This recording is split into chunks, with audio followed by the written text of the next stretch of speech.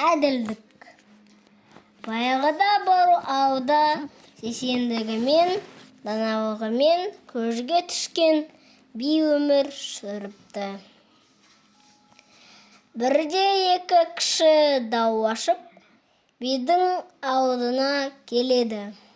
Біреуі егініме сиырын жіберіп, бидайымды жегізді, бала-шағам аш қалды десе, екіншісі егінін қоршап қоймай ма, сиырдың не кінәсі бар дейді.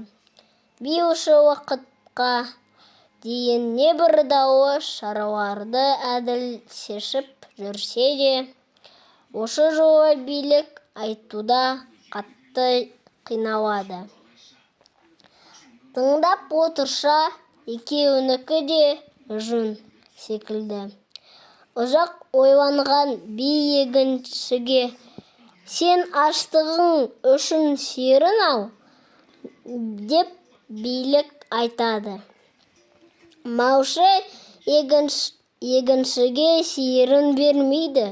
Дау өршіп, олар биге қайта келеді. Сол кезде есік аузында ойнап отырған бидің 10 жасар баласы: «Әке, билігің қате, егінші аштан тарықпас үшін сиырды алып, шулағанша шөттің ішсін.